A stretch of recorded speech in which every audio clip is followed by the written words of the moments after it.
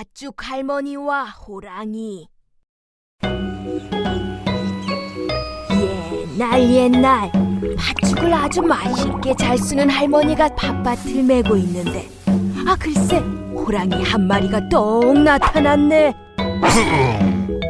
내가 배가 고프니 할멈을 잡아먹어야겠어.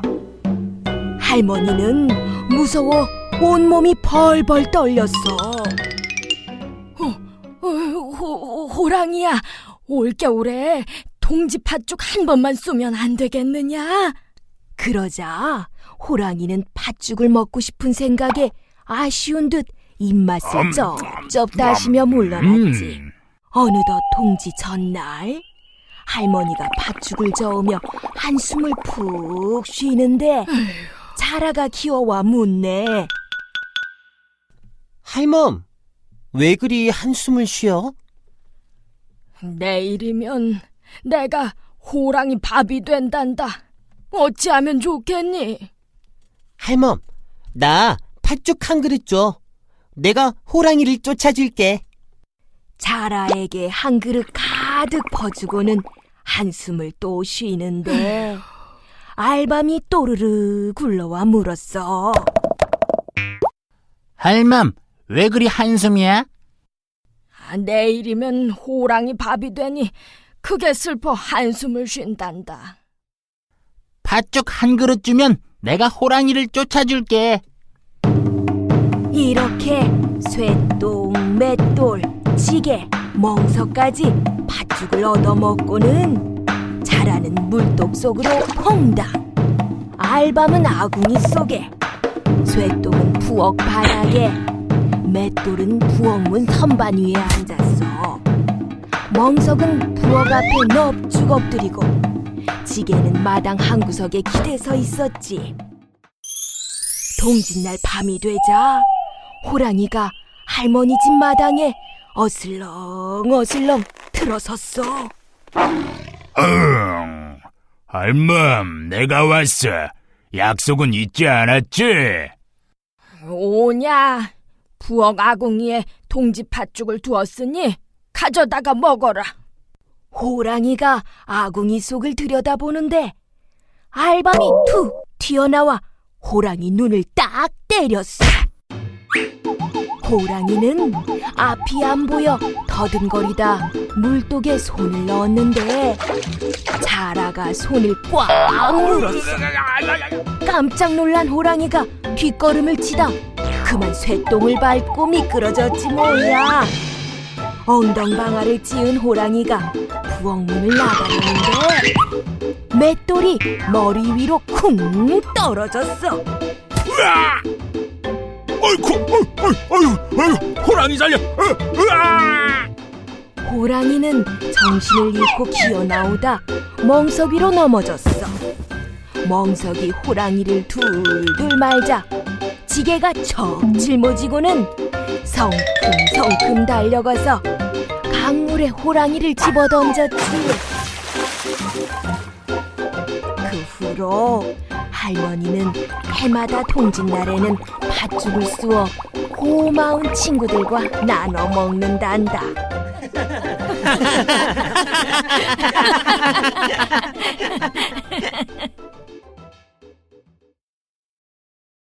빨간 부채, 파란 부채. 몹시 더운 여름날, 나무를 하던 할아버지가 잠시 쉬고 있었어요. 그런데 머리 위에 나뭇가지에 부채 2개가 매달려 있는 것이에요. 웬 부채지? 마침 더운데 잘 되었군. 할아버지가 빨간 부채를 펼쳐 훨훨 붙이자 갑자기 코가 쑥쑥 늘어났어요. 깜짝 놀란 할아버지가 파란 부채를 붙이자 신기하게도 코가 다시 줄어들었어요. 이거 요술 부채로구나. 이 신기한 부채로 큰 부자가 될 수 없을까? 그러던 어느 날 할아버지는 부자 영감에게 슬쩍 다가가 빨간 부채를 붙이며 말했어요. 영감님, 날씨가 참 덥지요. 그러자 부자 영감의 코는 점점 늘어났어요. 깜짝 놀란 영감은 의원을 불렀지만 늘어난 코를 고칠 수 있는 의원은 없었어요. 아이고, 내 코를 고쳐주는 사람에게 큰 돈을 준다고 알려라. 영감님, 제가 영감님의 코를 고쳐드리리다. 할아버지가 파란 부채를 꺼내 슬렁슬렁 붙이자 코가 원래대로 돌아갔어요. 큰 돈을 받은 할아버지는 부자가 되어 일도 하지 않고 빈둥거렸어요. 하루는 심심해진 할아버지가 엉뚱한 생각을 했어요. 빨간 부채를 자꾸만 붙이면 코가 얼마나 길어질까?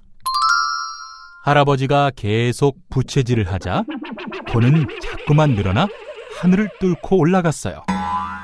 하늘나라 임금님이 그 코를 보고는 화가 나서 선녀들에게 말했어요. 감히 하늘을 뚫고 들어오다니! 저 버릇없는 코를 기둥에 묶어라! 선녀들이 기둥에 코를 동여매자 마루에 누워있던 할아버지의 코가 아파왔지요.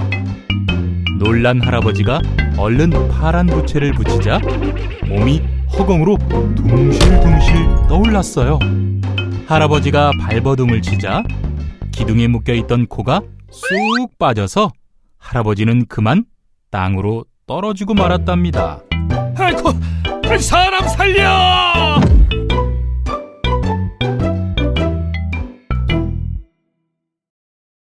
혹부리 할아버지. 옛날 어느 마을에 턱 밑에 커다란 혹이 달린 혹부리 할아버지가 살았어요. 할아버지는 가난했지만 마음씨가 착하고 노래를 잘 불렀어요. 하루는 나무를 하다 날이 어두워져 집에 가려는데 후두둑 빗방울이 떨어졌어요. 할아버지는 허름한 집 한 채를 발견하고는 들어가 노래를 부르기 시작했어요. 얼씨구나, 절씨구나, 좋다. 이때 노랫소리를 들은 도깨비들이 집 안으로 들어왔어요. 영감, 노래소리 한번 듣기 좋소. 도깨비들은 웃으며 할아버지에게 어떻게 하면 노래를 잘 부르는지 물었어요. 혹부리 할아버지는 도깨비들이 무서워 온몸이 벌벌 떨렸지만 능청스럽게 혹을 만지며 말했어요. 내 노래소리야, 이 혹에서 나오지. 그러자 도깨비들은 혹을 톡 쳐서 뚝 떼고는 도깨비 방망이를 선물로 주었어요. 혹부리 할아버지는 혹도 떼고 도깨비 방망이도 얻어 큰 부자가 되었어요. 한편 이 소식을 들은 이웃 마을의 욕심쟁이 혹부리 할아버지는 냉큼 허름한 집으로 달려가 노래를 불렀어요. 얼씨구 절씨구 영감, 또 오셨네? 아하 도깨비들인가? 내 노랫소리 어떤가? 이 혹에서 나온다네. 그 형편없는 노래 실력으로 무슨? 지난번에 준 혹도 가짜더니 어딜 속이려고? 이 혹도 마저 가져가시오! 도깨비들은 혹부리 할아버지의 턱에 혹을 하나 더 붙여주었어요. 욕심쟁이 할아버지는 혹대로 갔다가 혹이 하나 더 늘어서 집으로 돌아왔답니다. 아이고 아이고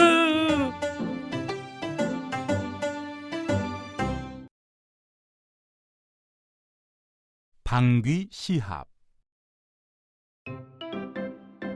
어느 마을에 방귀를 잘 뀌는 방귀쟁이 총각이 살고 있었어요. 하루는 자신의 방귀 실력을 뽐내고 싶어서 이웃마을 방귀쟁이 아줌마를 찾아갔어요. 그런데 아줌마는 없고 아이 혼자 부엌에서 놀고 있지 뭐예요? 예, 너희 엄마 어디 갔니? 엄마랑 방귀 시합하려고 왔는데. 우리 엄만 방귀 대장이라 아저씨가 질걸요. 그냥 돌아가세요. 그 말에 화가 난 총각이 방귀를 뽕 끼자 아이는 굴뚝 안으로 쏙 들어가 버렸어요. 숯검정이 잔뜩 묻은 아이를 본 방귀쟁이 아줌마는 화가 나서 총각을 찾아갔어요. 어디 누구 방귀가 더 센지 내기 한번 합시다. 먼저 방귀쟁이 총각이 방귀를 뀌었어요. 뽕! 그러자 땅이 흔들흔들, 집들이 들썩들썩. 이번에는 방귀쟁이 아줌마가 방귀를 뀌었어요. 뿡.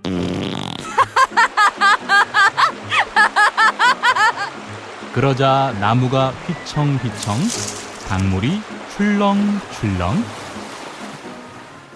방귀 대결로는 승부가 나지 않자 이번에는 빨래방망이 날리기 시합을 했어요. 이쪽에서 뿡 하니 방망이가 저쪽으로 휙, 저쪽에서 뿌붕 하니 방망이가 이쪽으로 휙.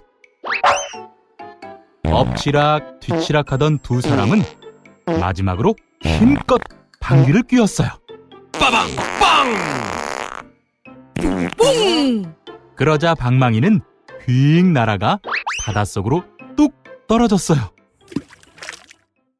날아온 방망이에 맞은 새우등이 휙 굽고 가자미 눈이 한쪽으로 쏠렸지요. 그래서 새우는 둥이 굽고 가자미 눈은 한쪽으로 몰려있는 것이랍니다.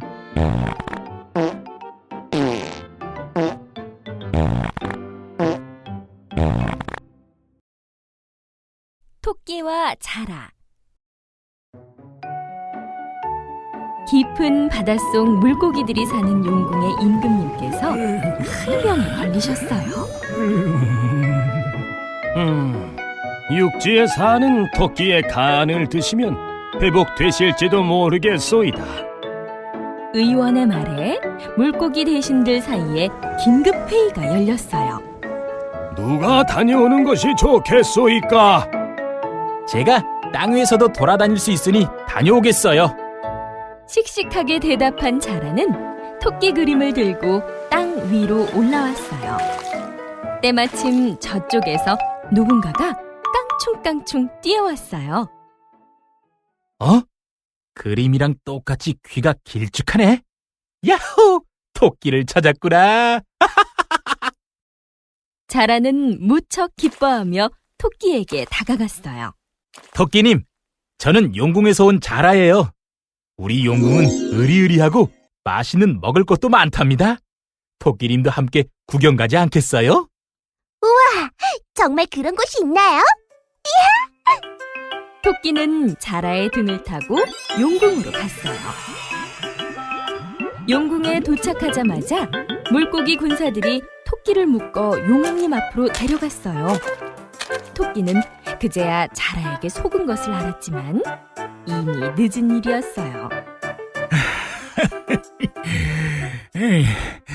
내 너의 간을 먹어야 산다 하니 너는 영광으로 알고 간을 내놓거라.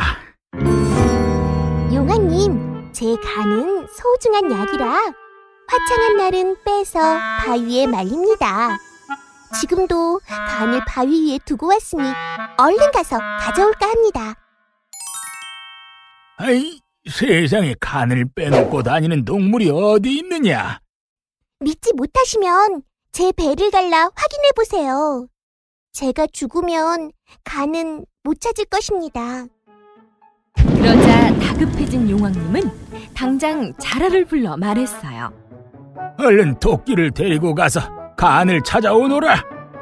토끼와 자라가 다시 땅으로 나오자 토끼가 숲속으로 뛰어가며 말했어요. 이 미련한 자라야, 간을 빼놓는 동물이 어디 있니?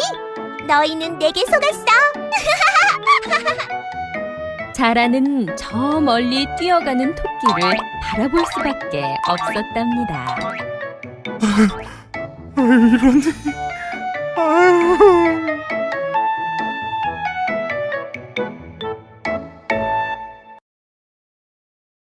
호랑이와 곶감.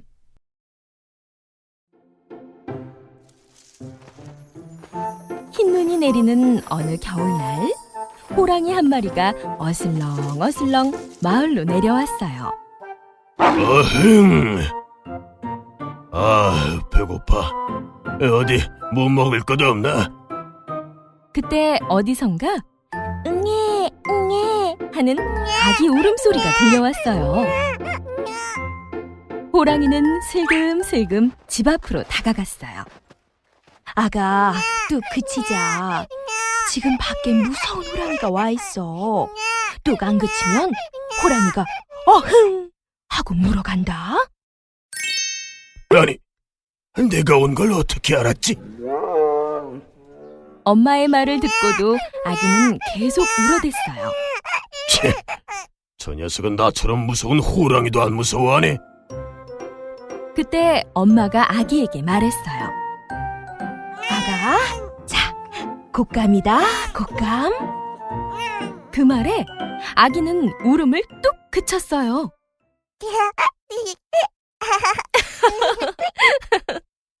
에? 곶감이라는 놈이 나보다 더 무섭단 말이야? 그때 문이 삐걱 열리자 호랑이는 깜짝 놀라 후다닥 외양간으로 들어갔어요. 어두운 외양간에 숨어 있는데 갑자기 무언가가 호랑이 등에 휙 올라탔어요. 아이고, 곶감이 내 등에 올라탔나 보다! 호랑이는 너무 무서워 펄쩍펄쩍 뛰며 도망갔어요. 호랑이 등에 탄 것은 사실 소를 훔치러 집 안으로 들어온 소도둑이었어요. 환한 달빛 아래로 나오자 소도둑은 깜짝 놀랐어요. 아니, 이건 소가 아니라 호랑이잖아. 아이고... 소도둑은 벌벌 떨며 호랑이 등을 꽉 붙잡고 있다가 길가에 커다란 나무를 보고는 휙 뛰어 나뭇가지에 매달렸어요. 아마터면 호랑이 밥이 될 뻔했네. 아! 소도둑이 등에서 떨어지자 호랑이는 더욱 빨리 달아나면서 생각했어요.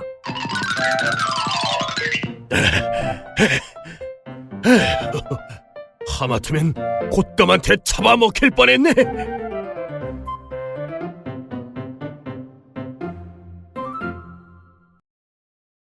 은혜 갚은 호랑이.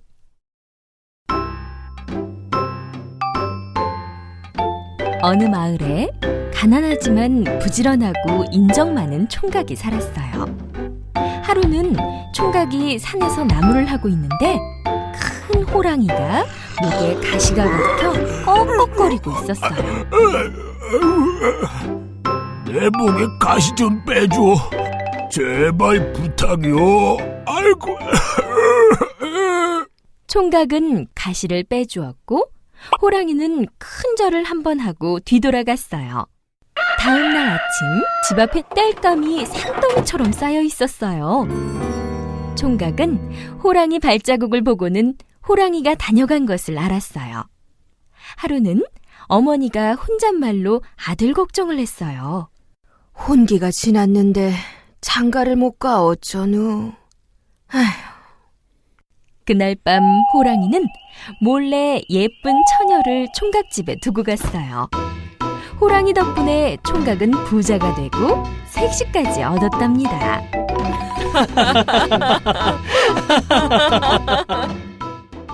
하루는 마을에 방이 붙었어요. 호랑이가 마을로 내려와 사람을 해치니 호랑이를 잡는 사람에게 큰 상금을 준다는 내용이었어요. 그날 밤 호랑이가 총각의 집에 찾아와 말했어요. 나를 화살로 쏘아 상금을 받으시오. 구해준 덕에 오래 살 수 있었소. 여태까지 해준 것도 많은데 그게 무슨 말이오? 안 들은 것으로 하겠소. 다음 날 마을에 호랑이가 내려왔다는 이야기를 들은 총각은 놀라 달려갔어요. 호랑이는 총각 주변을 어슬렁거리며 눈짓했어요. 나를 어서 쏘시오. 다른 이가 쏘기 전에. 총각은 비껴가도록 활을 쏘았지만 이미 알아챈 호랑이는 일부러 화살에 맞았어요. 응! 호랑이가 죽었다! 모두들 기뻐했지만 총각은 호랑이가 자신 때문에 죽은 것 같아 마음이 아팠어요. 총각은 은혜 갚은 호랑이를 양지 바른 곳에 고이 묻어주었답니다.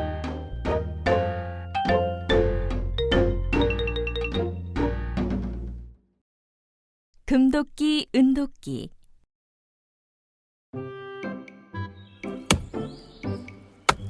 옛날에 마음씨 착한 나무꾼이 나무를 하고 있었어요.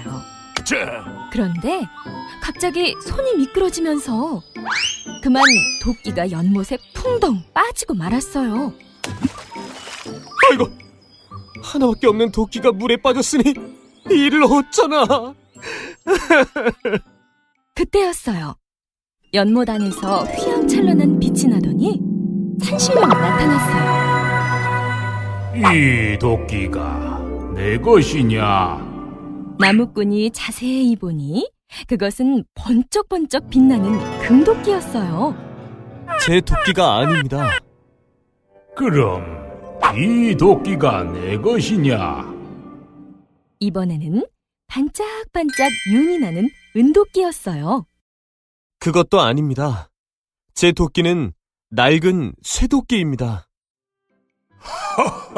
참으로 정직한 청년이구나. 상으로 이 도끼들을 모두 주마. 정직한 나무꾼은 금도끼와 은도끼, 자신의 낡은 도끼까지 모두 받아 돌아왔어요. 이 소식을 들은 이웃집 욕심쟁이 나무꾼은 당장 연못으로 달려가 자신의 쇠도끼를 던졌어요. 에잇! 그러자 연못 안에서 빛이 나더니 산신령이 도끼를 들고 나타났어요. 이 도끼가 내 것이냐? 산신령이 들고 있는 도끼는 번쩍번쩍한 금도끼였어요. 예, 제 도끼입니다. 그러자 산신령은 은도끼를 들고 물었어요. 이 도끼도 내 것이냐? 예, 그것도 제 도끼 입지요. 이런 고얀 녀석을 보았나? 남의 도끼를 탐내다니. 너 같은 욕심쟁이에게는 도끼를 하나도 줄 수 없다. 욕심쟁이 나무꾼은 결국 자신의 도끼만 잃고 빈손으로 집에 돌아갔답니다.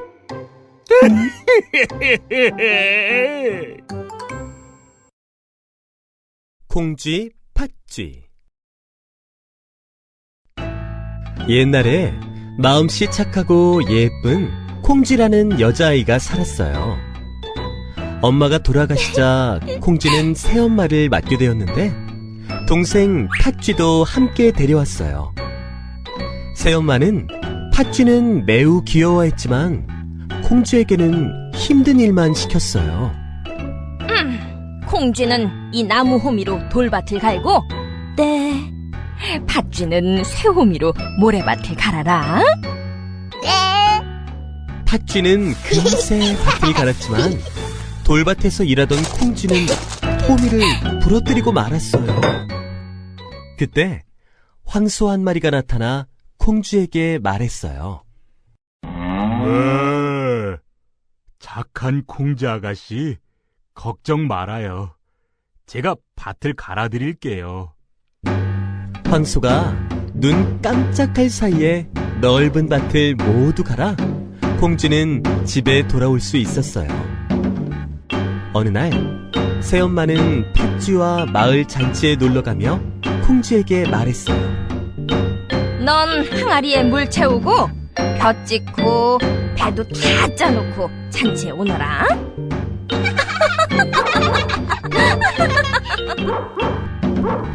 새엄마가 준 항아리는 바닥에 구멍이 나 있어 물이 채워지지 않았어요. 그때 두꺼비가 나타나 말했어요. 아가씨, 제가 항아리 안에 들어가 구멍을 막을게요. 항아리에 물을 다 채운 콩쥐가 별을 찌으려 하자 참새들이 날아왔어요. 짹짹, 콩쥐 아가씨, 우리가 별을 모두 찌어드릴게요. 참새들이 별을 모두 찢자 이번에는 하늘에서 선녀가 내려와 콩쥐에게 말했어요. 공주야, 내가 배를 짤 테니 이 옷을 입고 잔치에 다녀오너라. 선녀는 콩쥐에게 예쁜 옷을 입히고 꽃신을 주었어요. 서둘러 잔치에 달려가던 콩쥐는 꽃신 한 짝을 강물에 빠뜨리고 말았어요. 때마침 지나가던 원님이 강물에 떠있는 꽃신을 보고는 말했어요. 저 꽃신의 주인은 내 아내로 맞이할 것이다. 모든 여인들과 팥쥐까지 꽃신을 신어보았지만 아무도 맞지 않았어요. 그때 콩쥐가 수줍게 나와 꽃신을 신어보니 꼭 맞았어요. 꽃신 주인을 찾았다! 원님의 아내가 되실 것이다!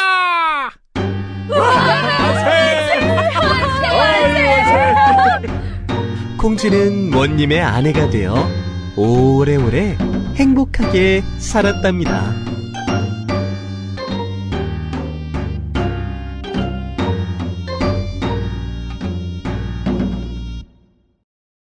해님, 달님. 옛날에 엄마와 오누이가 살았어요. 하루는 엄마가 잔치집 일을 하러 가게 되었어요.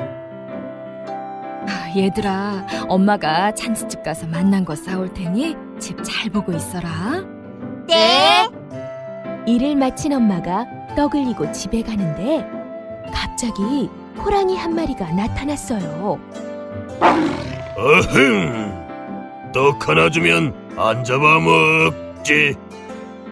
엄마는 얼른 떡을 꺼내 호랑이에게 주었어요. 호랑이는 떡을 날름 받아먹고는 엄마까지 잡아먹었어요. 그러고는 엄마 옷을 입고 오누이가 있는 집을 찾아가 말했어요.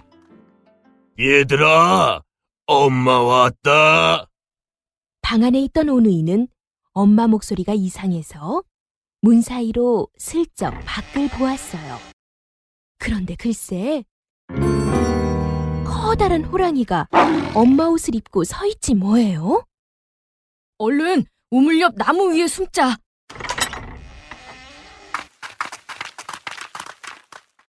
아이들이 보이지 않자 이리저리 찾던 호랑이는 우물에 비친 오누이를 보았어요. 얘들아, 거기 어떻게 들어갔니? 그러자 동생이 깔깔 웃었어요. 그 바람에 나뭇잎이 떨어지고 말았지요. 옳지, 나무에 올라갔구나. 호랑이는 나무 위에 올라가려 했으나 쉽지 않았어요. 손에 참기름을 바르고 올라오면 쉽지.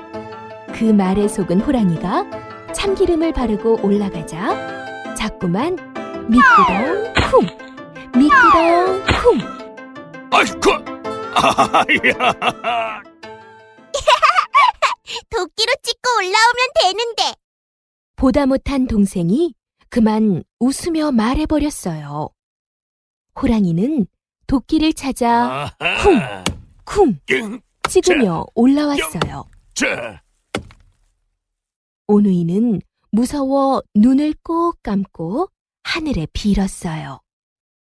하느님, 동아줄을 내려주세요. 그러자 하늘에서 동아줄이 내려왔고 오누이는 동아줄을 타고 하늘로 올라갔어요. 이를 본 호랑이도 하늘에 동아줄을 내려달라고 빌었어요. 그런데 이번에는 썩은 동아줄이 내려왔지 뭐예요. 신나게 줄을 타고 올라가던 호랑이는 중간에 줄이 툭 끊어져 땅에 떨어져 버렸지요. 이렇게 해서 하늘나라에 올라간 부끄럼쟁이 동생은 햇님이, 씩씩한 오빠는 달님이 되었답니다.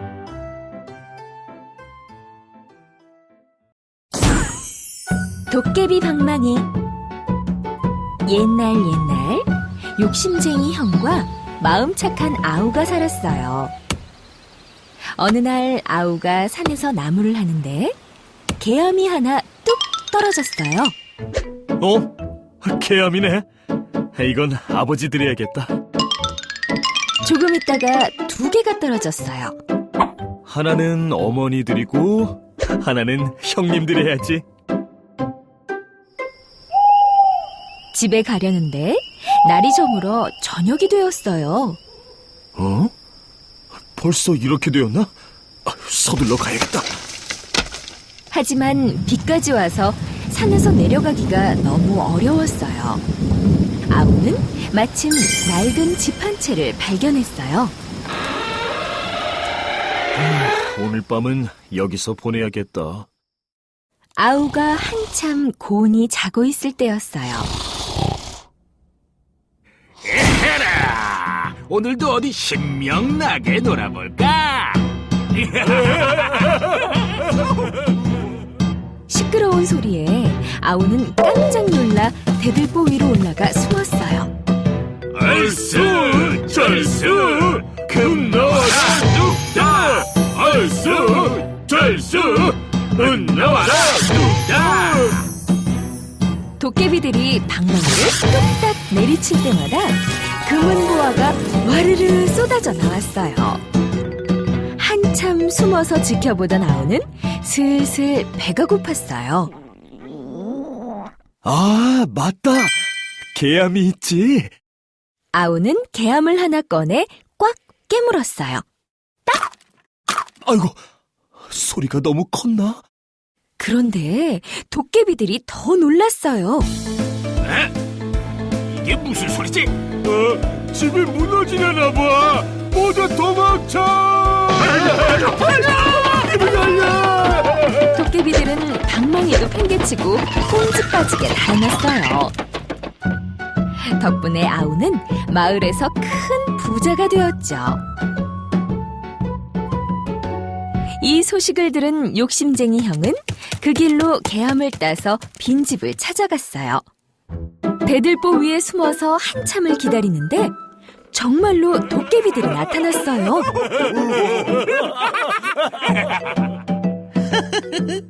이제 나도 큰 부자가 되겠구나. 형은 기회를 보다가 개암을 꺼내 꽉 깨물었어요. 그놈이 또 왔다. 저 위에 있다. 이번에도 속을 줄 알고. 이게 아닌데. 도깨비들은 대들보 위에 숨어있던 형을 찾아냈어요. 그리고는 떡떡 밤새 형의 볼기를 찾답니다.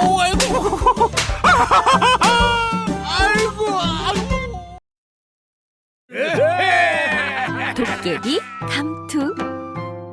옛날 한 나무꾼이 산에 나무를 하러 갔어. 한참 나무를 하는데 후드득 비가 쏟아지네. 아이고, 갑자기 웬 비람? 비를 피해 달리던 나무꾼은 빈집 하나를 발견했지. 나무꾼은 빈집에 들어가 비가 그치기를 기다렸어. 그러다 그만 깜빡깜빡 졸기 시작했지.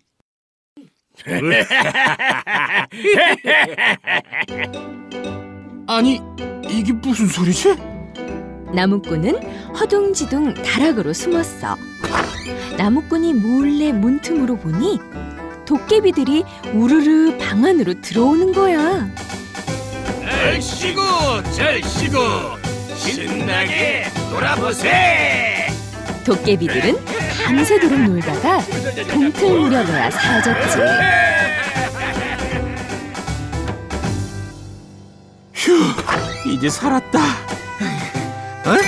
아직 쓸만한 감투를 두고 갔네. 나무꾼은 도깨비 감투를 써보았어. 그러다 너무 놀라 뒤로 벌러덩 넘어질 뻔했지 뭐야. 이럴 수가. 내 몸이 어디 간 거야? 도깨비 감투를 쓰면 자기 모습이 없어졌다. 벗으면 다시 나타나는 거야. 오호라, 이 감투만 있으면 무슨 일이든 할 수 있겠어. 나무꾼은 동네에서 이름난 부잣집으로 갔어. 안방도 기웃, 사랑방도 기웃, 이리 기웃, 저리 기웃, 욕심이 생긴 나무꾼은 돈꾸러미를 들고 달아났지. 다음 날 나무꾼은 시장으로 갔어. 요물조물 떡을 훔치고 쫄깃쫄깃 고기를 훔치고 알록달록 신발을 훔치고 보들보들 비단을 훔쳤어. 여보, 이제 우리는 부자요, 부자! 그러던 어느 날 나무꾼이 이번에는 대장간을 기웃거렸어. 어디 보자. 여기에선 뭘 가져간다? 그때 그만 도깨비 감투에 불똥이 튀었어. 아, 뜨거워! 불이야, 불! 나무꾼은 호들갑을 떨며 불을 껐지만 이미 도깨비 감투에는 뽕 구멍이 났지. 나무꾼은 감투에 난 구멍을 빨간 헝겊으로 기웠어. 다음 날 빨간 헝겊이 이 집 저 집 둥둥 떠다녔어. 웬 헝겊 조각이지? 수상한데? 마을 사람들은 우르르 몰려들어 빨간 헝겊을 잡았어. 내 놈이 요사이 물건을 훔쳐간 도둑놈이구나. 어딜 도망가려고 요놈! 이 도둑놈 잡아라! 사람들은 나무꾼을 흠씬 두들겨 주었지. 잘못했습니다. 잘못했어요. 나무꾼은 눈물을 흘리며 후회했단다. 똥꼬로 나팔 부는 호랑이. 옛날에 나팔을 잘 부는 아저씨가 살았어요. 어느 날 잔치집에 다녀온 아저씨가 언덕을 넘을 때였어요. 술 너무 많이 마셨나? 머리가 어지러지는데 잠시 쉬었다 가야겠다. 나무 밑에서 쉬던 아저씨는 그만 스르르 잠이 들고 말았어요.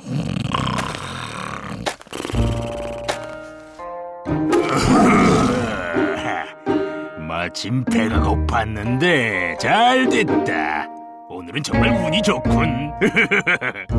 호랑이는 앞발로 아저씨를 툭툭 건드렸어요. 하지만 깊은 잠에 빠진 아저씨는 꼼짝도 하지 않았어요.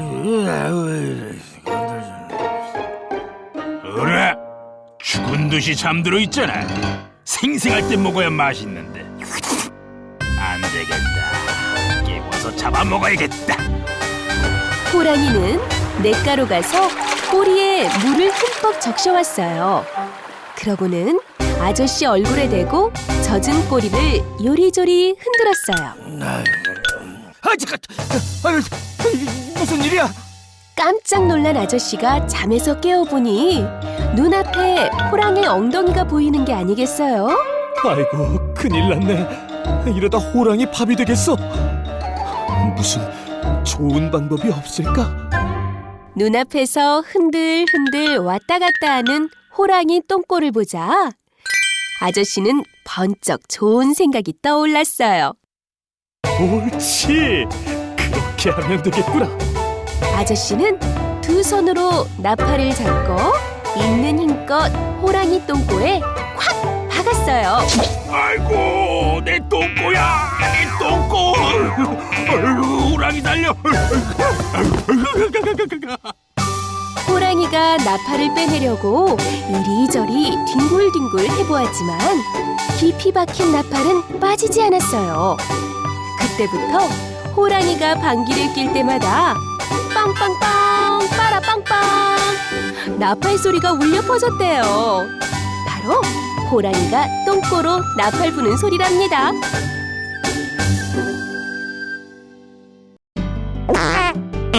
며느리 방귀는 복방귀. 옛날 어느 부잣집에 갓 시집온 새색시가 있었어요. 우리 며느리는 얼굴도 예쁘지만 마음도 참 곱지. 아휴, 복덩이가 들어왔어요. 그런데 날이 갈수록 새색시 얼굴이 누렇게 변하기 시작했어요. 아가야, 얼굴색이 안 좋구나. 어디 아픈 게냐? 아버님, 제가 방귀를 못 뀌어서 그렇습니다. 이제 그까짓 방귀야 뀌면 되지. 마음 놓고 뀌거라. 아버님, 사실은 제 방귀가 엄청 센 방귀라서요. 그럼 아버님은 문고리를 잡고 계시고 어머님은 가마솥을 잡고 계세요. 서방님, 기둥을 꼭 붙잡으세요. 이거 얼마나 세길래? 며느리가 아랫배에 끙 하고 힘을 모으자 뿡뿡 뿡뿡 천둥 같은 방귀가 터져나왔어요. 이어서 빵빵 빵빵 태풍 같은 방귀바람이 휙휙 불었지요. 그 바람에 시아버지는 마당으로 나가 떨어지고 시어머니는 슝슝 날아가고 신랑은 기둥을 잡고 뱅글뱅글 돌았어요. 참았던 방귀를 끼니 시원하다. 며느리의 얼굴이 다시 예전처럼 고와졌어요. 하지만 놀란 식구들은 얼굴이 새파랗게 질렸지요. 얘야, 방귀 2번만 뀌었다간 큰일 나겠구나. 아이고, 영감, 저런 며느리를 두었다가는 집안이 망하겠어요. 아이고, 안 되겠다, 아가야. 네 방귀 무서워서 같이 못 살겠으니 친정으로 돌아가거라. 내가 데려다 주마. 며느리는 눈물을 흘리며 시어머니와 신랑에게 인사를 했어요. 두 사람이 산고개를 넘을 때였어요. 아이고, 아가야, 다리도 아프니 저 감나무 그늘에서 잠시 쉬었다 가자. 시아버지와 며느리는 감나무 아래에 앉았어요. 아이고, 그거 참 맛있게도 생겼구나. 아버님, 제가 따드릴 테니 저쪽에 피해 계세요. 뿡뿡뿡뿡 천둥 같은 방귀 소리가 하늘 위로 울려 퍼지자 대롱대롱 매달려 있던 담들이 우르르 떨어졌지요.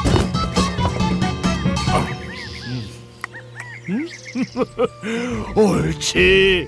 우리 며느리 방귀가 알고 보니 복방귀로구나.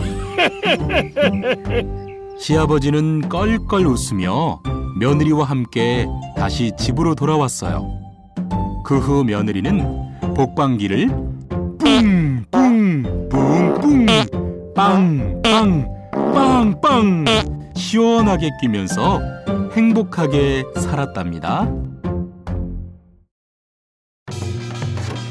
흥부, 놀부. 옛날에 욕심쟁이 형 놀부와 착한 동생 흥부가 살았어요.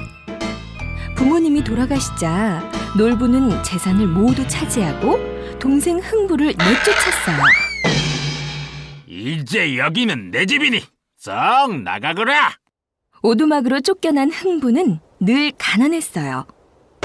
형님, 보리쌀 한 대만 빌려주세요.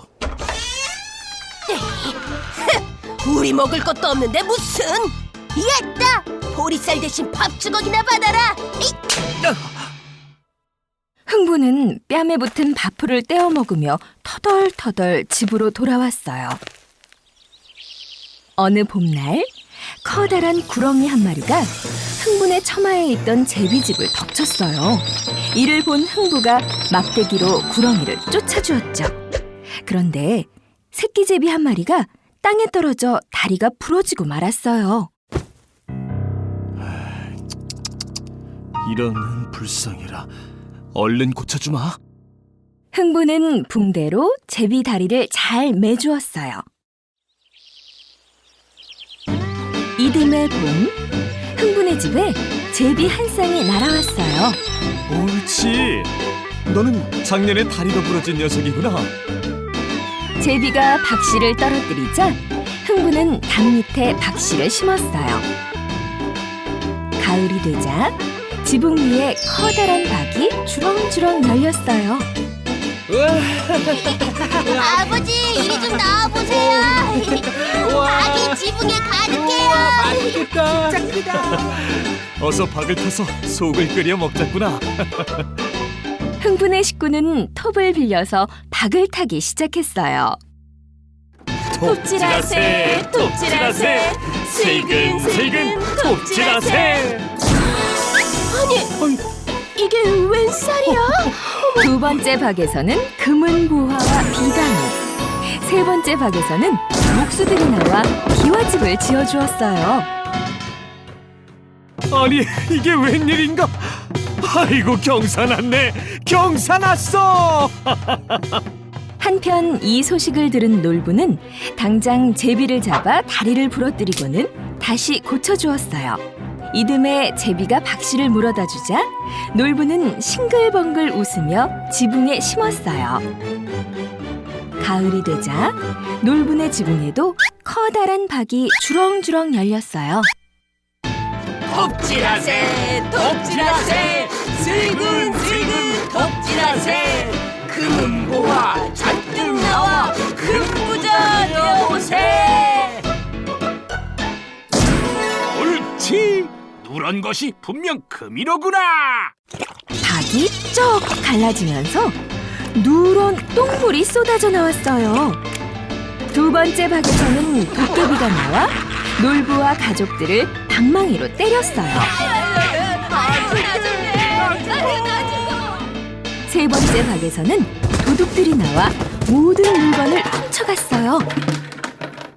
놀부는 하루아침에 거지 신세가 되었어요. 착한 흥부가 이 소식을 듣고 한달음에 달려왔어요. 형님, 우리하고 함께 살아요. 놀부는 잘못을 크게 뉘우치고 흥부와 사이좋게 살았답니다.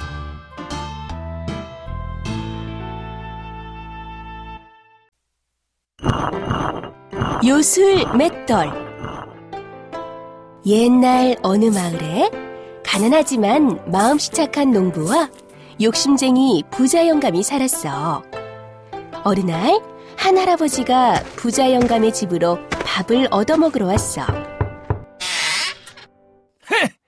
영감한테 줄 밥이 어딨어? 딴 데 가서 알아보시. 쫓겨난 할아버지는 착한 농부의 집 근처에서 그만 쓰러지고 말았대.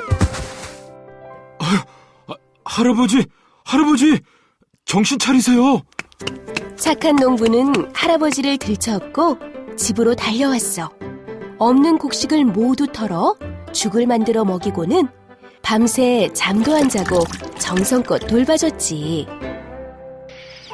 정말 고맙소. 가진 거라고는 이 맷돌밖에 없으니 이거라도 받으시오. 할아버지는 맷돌을 주고는 바람같이 가버렸어. 착한 농부는 빈 맷돌을 슬슬 돌리면서 혼잣말을 했지. 맷돌에서 쌀이나 술술 나오면 얼마나 좋을까.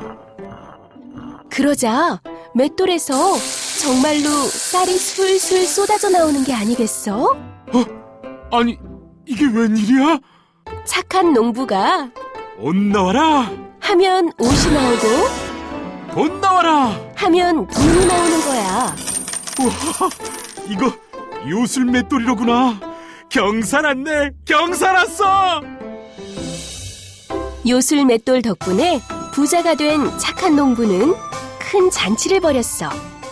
그 소문을 듣고 욕심쟁이 부자 영감이 착한 농부 집에 찾아갔어.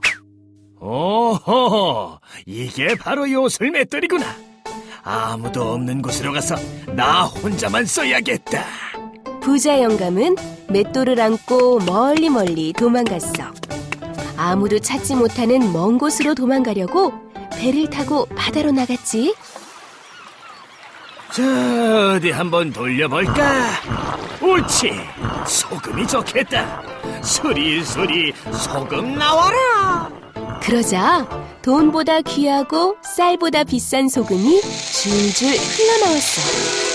조그만 배에 소금이 점점 산더미처럼 쌓이기 시작했지. 이제 나는 큰 부자다. 부자 영감은 자꾸자꾸 맷돌을 돌렸어. 그러다 배가 무거워져 그만 바다 밑으로 가라앉고 말았지. 아이,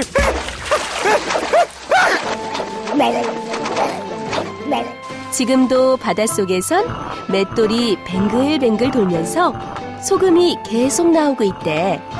그래서 바닷물이 짠 거란다.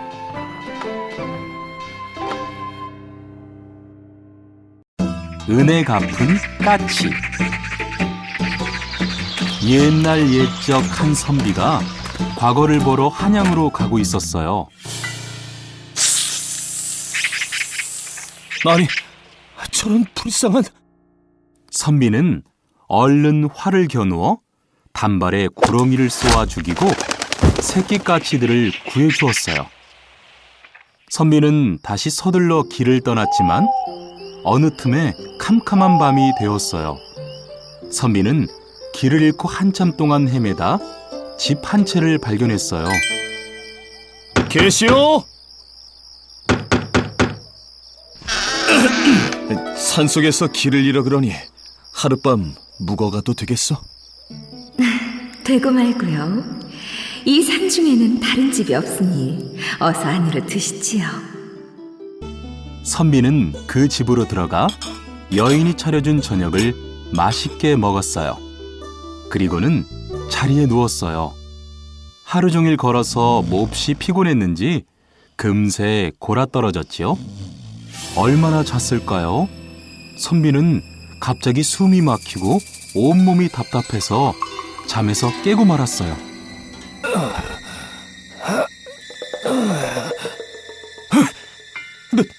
넌 누구냐? 아까 낮에 네가 활을 쏘아 죽인 구렁이가 바로 내 남편이다. 그 원수를 갚으려고 여기서 널 기다리고 있었다. 내가 활을 쏜 것은 까치를 살리려고 한 것이오. 그러니 제발 나를 살려주시오. 좋다. 이 산속에 빈 절이 있다. 날이 밝기 전에 그 절에 있는 종이 3번 울리면 하늘의 뜻으로 알고 너를 살려주겠다.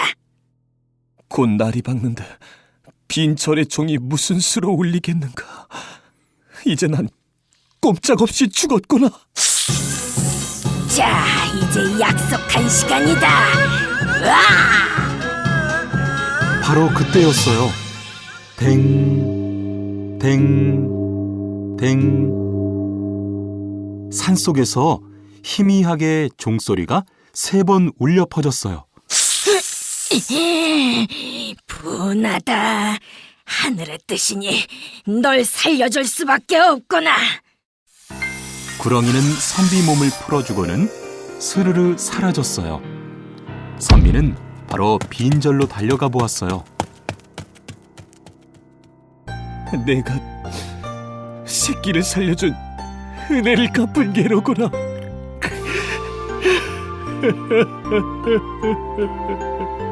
선비는 까치를 양지 바른 곳에 고이고이 묻어줬어요. 그리고 그 길로 한양에 가서 과거를 보아 급제를 했어요. 그 뒤로 틈만 나면 까치 무덤을 찾아가 까치의 명복을 빌어줬답니다.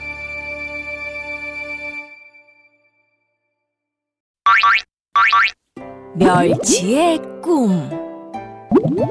옛날 아주 먼 옛날에 700살이 넘은 멸치가 이상한 꿈을 꾸었단다. 갑자기 하늘 위로 휙 올라갔다가 땅으로 뚝 떨어지고 흰 구름이 뭉게뭉게 피어나더니 눈이 펑펑 쏟아졌지. 게다가 땀이 뻘뻘 나게 덥다가 으슬으슬 추웠다 하는 꿈이었어. 멸치는 날이 새자마자 가자미에게 달려가 꿈 이야기를 했어. 아이, 복잡해. 도대체 이게 무슨 꿈이야? 가만히 있어 보게. 망둥이 할멈 꿈풀이가 아주 용하다는구먼. 마음 착한 가자미가 망둥이 할멈을 찾아 나섰어. 며칠 후 가자미가 망둥이 할멈과 함께 멸치를 찾아왔어. 망둥이 할멈은 큰 눈을 굴리며 생각하더니 무릎을 탁 치며 말했지. 오호라! 이건 필시 용꿈이라네. 멸치 자네가 용이 되어 하늘로 승천하는 꿈이지. 내가 용이 된다고?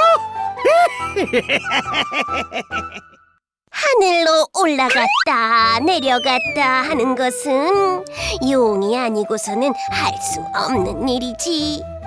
게다가 용이 조화를 부리면 눈이 오고, 그러면 더웠다 추웠다 하는 게 당연한 이치 아니겠는가? 여보게들 들었나? 내가 용이 될 몸이라네. 한껏 기분이 좋아진 멸치는 망둥이 할멈에게 맛있는 음식을 대접했어. 먼 길을 헤엄쳐 망둥이를 데려온 가자미는 까맣게 잊고 말이야. 말도 안 돼. 멸치가 용이 된다고? 딱 보니 어부에게 잡히는 꿈이네 뭘. 하늘로 올라갔다 땅으로 떨어졌다니까. 낚싯줄에 걸렸으니까 하늘로 휙 올라갔다가 땅으로 뚝 떨어졌겠지. 아이, 구름이 피어나고 흰 눈이 펄펄 내렸다고. 반찬에 쓰려고 석쇠에 올려 연기가 났겠지. 하얀 눈은 간을 맞추려고 소금을 뿌린 거야. 아이, 그럼 더웠다 추웠다 한 건 뭐야? 잘 익으라고 부채질한 거야. 가자미의 꿈풀이에 멸치 얼굴이 푸르락푸르락해졌어. 이리 천하의 고이한 놈이 있나? 멸치는 가자미의 뺨을 힘껏 때렸어. 어찌나 세게 때렸던지 가자미 눈이 획 돌아갔지. 옆에 있던 낙지와 꼴뚜기는 슬그머니 눈을 빼서 꽁무니에 감췄어. 그 모습을 보고 배꼽이 빠져라 웃던 새우는 지금처럼 허리가 꼬부라지고, 펄쩍펄쩍 뛰어서 도망가던 망둥이는 지금처럼 뛰는 물고기가 되었단다. 선녀와 나무꾼.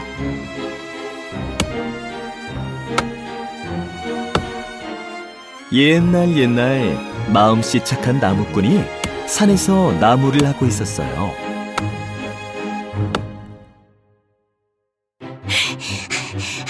나무꾼님 살려주세요. 사냥꾼이 쫓아와요. 어서 이곳에 숨으렴. 여기 사슴 한 마리 뛰어오는 거 못 봤어? 저쪽으로 가는 걸 보긴 했소만.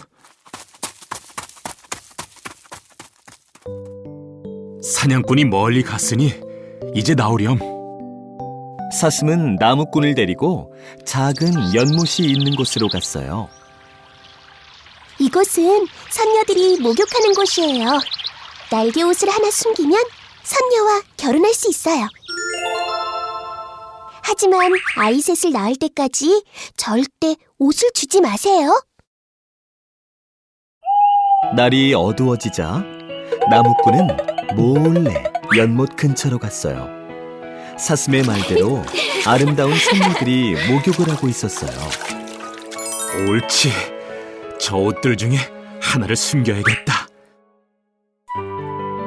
나무꾼은 선녀들의 목욕이 끝나기를 숨어서 기다렸어요. 목욕을 마친 선녀들이 하늘로 올라가는데 한 선녀만 남았어요. 어머, 내 날개 옷이 없어졌어. 날개 옷은 저에게 있어요. 부디 제 아내가 되어주세요. 선녀는 어쩔 수 없이 나무꾼의 아내가 되었어요. 예쁜 아이도 둘이나 낳았답니다.